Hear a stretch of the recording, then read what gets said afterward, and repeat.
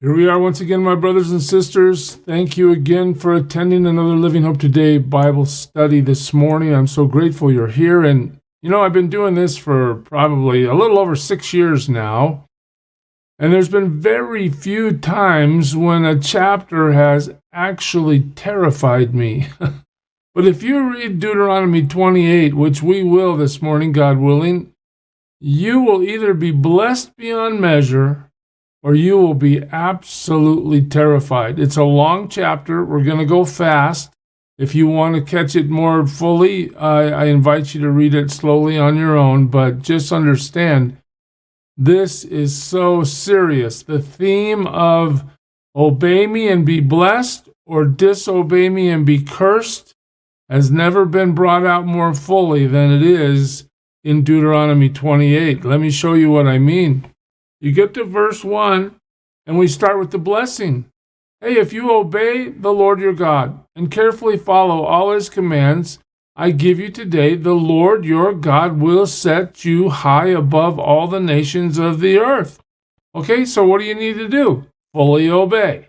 And what happens? The Lord your God's going to set you high above all nations on the earth. Now that is a blessing. All these blessings will come upon you and accompany you, what? If you obey the Lord your God. There it is, the theme we've been seeing throughout the whole book. God, what are you going to do if we obey you? Well, you'll be blessed in the city. You'll be blessed in the country. The fruit of your womb will be blessed, the crops of your land and the young of your livestock, the calves of your herds and the lambs of your flocks. What do you see? Blessed, blessed, blessed. What? Why? Because of obedience. Your basket and your kneading trough will be what? It'll be blessed. Oh man, you will be blessed when you come in and blessed when you go out. You see the theme here for obedience? The Lord will grant that the enemies who rise up against you will be defeated before you. They will come at you from one direction, but flee from you in 7. So you're going to be blessed. Your produce, your livestock, your food source, your enemies are going to be fleeing from you. The Lord will send a blessing on your barns.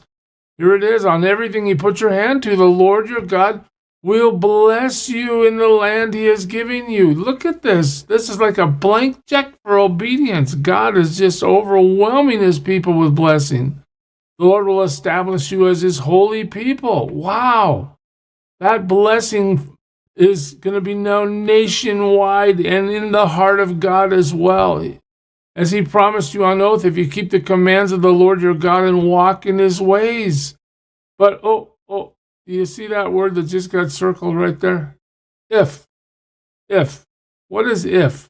If is a condition. If the condition is met, then the blessings follow. If the condition is not met, what happens? Well, verse 10, all the peoples on earth are going to see that you're called by the name of the Lord. They're going to fear you. The Lord's going to grant you abundant prosperity. This is if you obey. In the fruit of your womb, the young of your livestock, and the crops of your ground, in the land he swore to you, to your forefathers to give you. This is such a blessing. Then the Lord will open the heavens, the storehouse of his bounty, to send rain on your land in season and to bless all the work of your hands. You will lend to many nations, but will borrow from none. The Lord will make you the head, not the tail. If you pay attention to the commands of the Lord, there's that if again. If you pay attention to the commands of the Lord your God that I give you this day and carefully follow them, you will always be at the top, never at the bottom. Do not turn aside from any of the commands I give you today, to the right or to the left, following other gods and serving them. However, if you do not obey the Lord, now we're going to flip the coin over. We're going to see what happens if we say, God, you're not enough. God, we're not going to follow you. God, we could care less what you say because we want to do what we think is right. Oh, have you ever heard of a culture that has stated that? Well, I know I live in one. If you don't obey the Lord, what's going to happen? Well, if you don't obey the Lord your God and do not carefully follow all his commands and decrees I'm giving you today, these what? these curses will come upon you and overtake you. So here are the consequences for disobedience. And this goes deep for the next 50 verses. You will be cursed in the city and cursed in the country. Your basket and your kneading trough will be cursed. The fruit of your womb will be cursed. The crops of your land and the calves of your herds and the lambs of your flocks, you will be cursed when you come in, and cursed. Do you see a word that keeps coming up? How about that word? Cursed. In other words, to disobey God is to make yourself an enemy of God. And to be an enemy of God is to be cursed. And to be cursed is to suffer. To suffer for not giving the Lord what he wants. The Lord will send on you curses, confusion, and rebuke in everything you put your hand to, until you are destroyed and come to sudden ruin because of the evil you have done in forsaking him. Again, there it is. You chose evil instead of obedience. The Lord will plague you. This doesn't say the consequences your decisions will lead you to a plague. No, the Lord will plague you. This is active. God will take measures against you. Wow. He'll plague you with diseases until he's destroyed you from the land you're entering to possess. Now that's a threat that's just absolutely terrifying when you say the Lord will strike you with wasting disease. So now we're talking about health, with fever and inflammation, with scorching heat and drought, with blight and mildew, which will plague you until you perish. The sky over your head will be bronze, the ground beneath you iron. Like, forget about all that rain and the blessing of the crops. The Lord will turn the rain of your country into dust and powder. It will come down from the skies until you are destroyed. The Lord will cause you to be defeated before your enemies. Well, now we talk about politics and war. You're going to lose the battle. You'll come at them from one direction, but flee from them in seven. Well, that was just the opposite for obedience, remember? And you'll become a thing of horror to all the kingdoms on earth. Wow. Your carcasses will be food for all the birds of the air and the beasts of the earth. There will be no one to frighten them away. The Lord will afflict you with the boils of Egypt and with the tumors, festering sores, and the itch from which you cannot be cured. The Lord will afflict you. Notice that this is active. God is actively taking measures against the disobedient. The Lord will afflict you with madness, blindness, and confusion of mind. At midday you will grope about like a blind man in the dark. You'll be unsuccessful in everything you do. Day after day you will be oppressed and robbed with no one to rescue you. You'll be pledged to be married to a woman, but another will take her and ravish her. You'll build a house, but you'll not live in it. You'll plant a vineyard, but you'll not even begin to enjoy its fruit. Your ox will be slaughtered before your eyes, but you will eat none of it. Your donkey will be forcibly taken from you and will not be returned. Your sheep will be given to your enemies, and no one will rescue them. Your sons and your daughters will be given to another nation, and you will wear out your eyes watching for them day after day, powerless to lift a hand. People that you don't know will eat what your land and labor produce. You will have nothing but cruel oppression all your days. Man, do you see why I say this chapter is absolutely terrifying for those who disobey? The sights you see will drive you mad. In other words, mental illness is going to be part of your life. The Lord will afflict your knees and legs with painful boils that cannot be cured, spreading from the soles of your feet to the top of your head. The Lord will drive you and the king you set over you to a nation unknown to you or your fathers. There you will worship other gods, gods of wood and stone. Just take the history of Israel as a nation and apply this chapter. Think of the suffering that's been endured as a faithful fulfillment of what is being said in this chapter. You'll become a thing of horror, and an object of scorn and ridicule to all the nations where the Lord will drive you. That sounds like exile to me. You will sow much seed in the field, but you will harvest little because the locusts will devour it. You'll plant vineyards and cultivate them, but you'll not drink the wine or gather the grapes because worms will eat them. You will have olive trees throughout your country, but you will not use the oil because the olives are going to drop off. You will have sons and daughters, but you'll not keep them because they will go into captivity. Swarms of locusts will take over all your trees and the crops of your land. The alien who lives among you will rise above you higher and higher, but you will sink lower and lower. He will lend to you, but you will not lend to him. He will be the head, but you will be the tail. All these curses will come upon you. They will pursue you and overtake you until you are destroyed because you did not obey the Lord your God and observe the commands and decrees he gave you. They will be a sign and a wonder to you and your descendants forever. I'm getting tired, and guess what? We still have 22 verses to go. God is so clearly saying to his people, I am willing to bless you beyond measure. But if you choose to go the wrong way, excuse me, you are going to pay. Why? Because you did not serve the Lord your God joyfully and gladly in the time of prosperity. Therefore, in hunger and thirst and nakedness and dire poverty, you will serve the enemies of the Lord. He will serve the enemies the Lord sends against you. He will put an iron yoke on your neck until he has destroyed you. Notice, the Lord sends the enemies against you.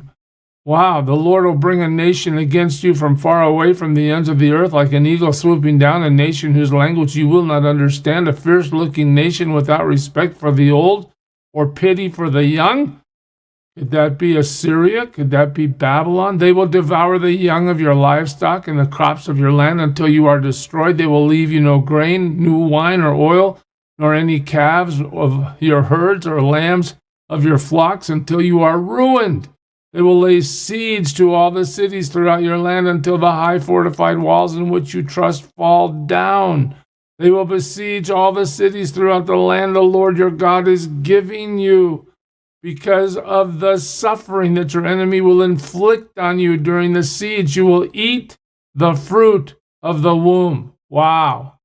The flesh of the sons and daughters the Lord your God has given you. In other words, starvation is going to cause you to eat your children. Even the most gentle and sensitive man among you will have no compassion on his own brother or the wife he loves or his surviving children. And he will not give to one of them any of the flesh of his children that he is eating.